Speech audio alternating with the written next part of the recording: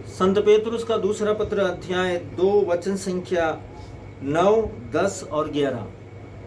वचन संख्या 9, 10 और 11 में हम सबसे महत्वपूर्ण बात देख रहे हैं मेरे प्रियो, और ये महत्वपूर्ण बातों के विषय में ही हमारी आत्मा को सबसे ज़्यादा जागृत और आत्मा में सबसे ज़्यादा उत्साहित होना चाहिए, ताकि हम परमेश्वर के सत्य के ज्ञान को समझ सकें। वचन कहता है 9 में, इस प्रकार हम देखते हैं कि प्रभु धर्मात्माओं को संकटों से छुड़ाने और विधर्मियों को दंड देने के लिए उन्हें न्याय के दिन तक रख छोड़ने में समर्थ है। विशेष रूप से उन लोगों को जो अशुद्ध वासनाओं के वशीभूत होकर भोग विलास के जीवन बिताने और प्रभुत्व को तुच्छ समझते हैं।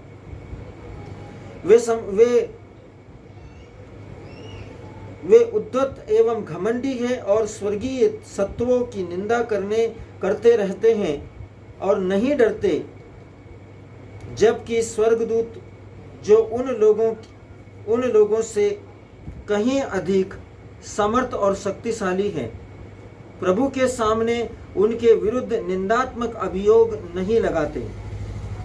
यहाँ हम परमेश्वर का वचन को देखते हैं मेरे प्रियो। इस वचन के द्वारा प्रभु हमको बताता है, हम वचन को ध्यान से देखिए। इस प्रकार हम देखते हैं कि प्रभु धर्मात्माओं को संकट से छुड़ाने में और विधर्मियों को दंड देने के लिए न्याय के दिन तक रख छोड़ता है। अभी यहाँ पर हमने देखा कि किस प्रकार नूह को और उसके परिवार को बचाया गया।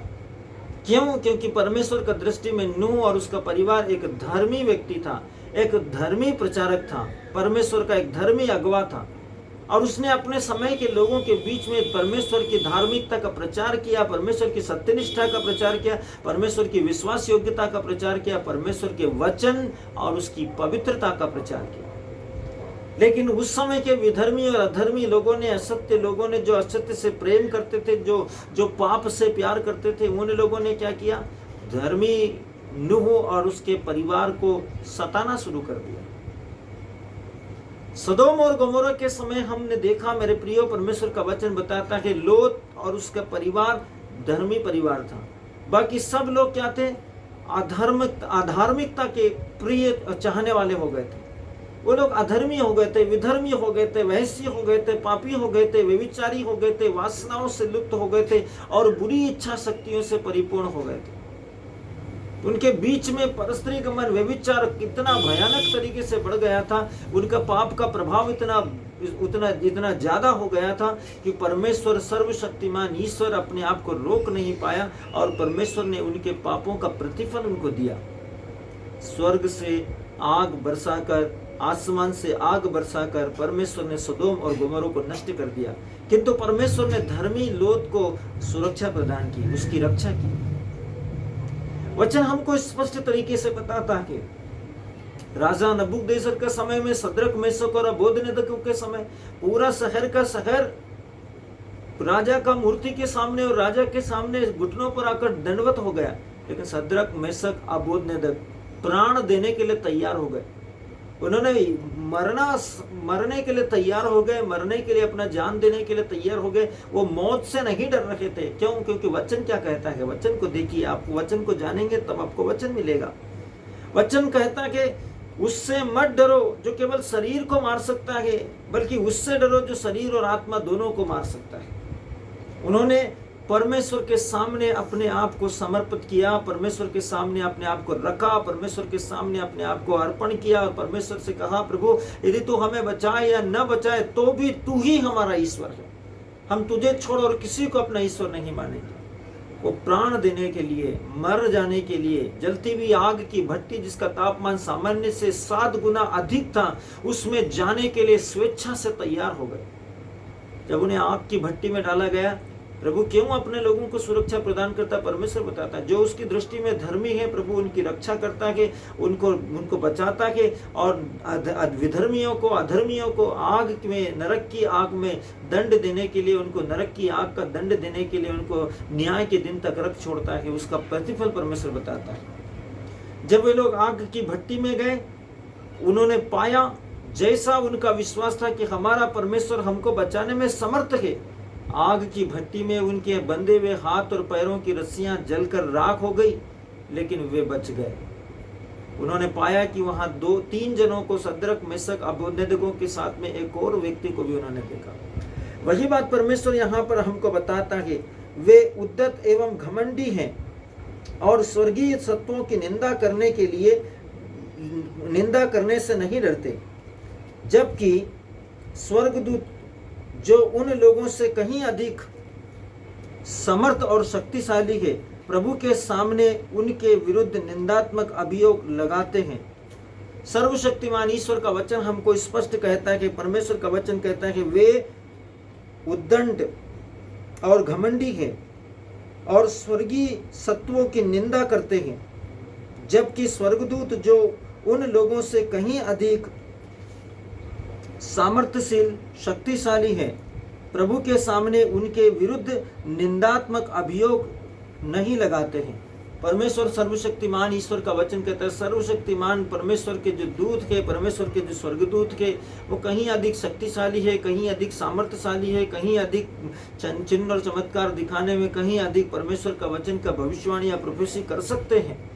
उन्हें वे ऐसा नहीं करते, लेकिन परमेश्वर का वचन कहते हैं झूठे प्रचारक, झूठे प्रशंसक जो सत्य का विरोध करते हैं और सत्य के विषय में निंदा करते हैं और सत्य के विषय में परमेश्वर का विरोध में बोलते हैं और परमेश्वर के सत्य को छुपाकर अपने द्वारा बनाए हुए मन गणंत बातों को लोगों के सामने रखते हैं, परमेश्वर के सत्य के रूप में, परमेश्वर का वचन के रूप में उसे प्रस्तुत करते हैं। स्वर्गदूत का, परमेश्वर का वचन कहता है स्वर्गदूत ऐसे लोगों की निंदा करते हैं। परमेश्वर का वचन बताता है मेरे प्रियो, जो परमेश्वर सर्वशक्तिमान के वचन के अनुशासन में न रहने के कारण, न रहकर परमेश्वर के वचन की निंदा करते, परमेश्वर के वचन और सत्य के ज्ञान को स्वीकार करने से अपने आप को और औरों को मानने से अस्वीकार करते हैं और अपने द्वारा वचन को तोड़ मड़ोड़ कर उसे मन गणंत इच्छाओं के अनुसार बनाया हुआ वचन के अनुसार प्रस्तुत करते हैं और उन्हीं अभिलाषाओं के अनुसार उसका प्रचार करते हैं। परमेश्वर का वचन स्पष्ट कहता है कि परमेश्वर ने के वचन में परमेश्वर ने कहा, जबकि स्वर्गदूत जो उन लोगों से कहीं अधिक सामर्थ्यशील और शक्तिशाली है, प्रभु के सामने उनके विरुद्ध, जो परमेश्वर के विरुद्ध में अपने मनगणंत शिक्षाओं को, मनगणंत इच्छा शक्ति को, मनगणंत योजनाओं के द्वारा बनाया हुआ प्रचार को, परमेश्वर का वचन को अपने तरीके से तोड़ मरोड़ कर दिया हुआ प्रचार के विरुद्ध में निंदात्मक अभियोग लगाते हैं। वचन हमको बताता है कि वे विवेकहीन पशुओं के समान हैं जो शिकार बनने और मारे जाने के लिए पैदा होते हैं। वे कैसे हैं? विवेकहीन पशु के समान, विवेकहीन पशु के समान जो मरने और शिकार होने के लिए पैदा हुए हैं। मेरे प्रियो, परमेश्वर सर्वशक्तिमान ईश्वर का वचन को अपने जीवन के अंदर सिरोधार्य करे, वचन को जाने, वचन को समझे, वचन के अनुसार कार्य करे, तब हम वचन की गंभीरता के अनुसार पिता और पुत्र और पवित्र आत्मा के द्वारा अपने जीवन में हम सर्वशक्तिमान ईश्वर के वचन की सामर्थ्य के अनुसार परमेश्वर के सत्य के ज्ञान को समझ पाएंगे।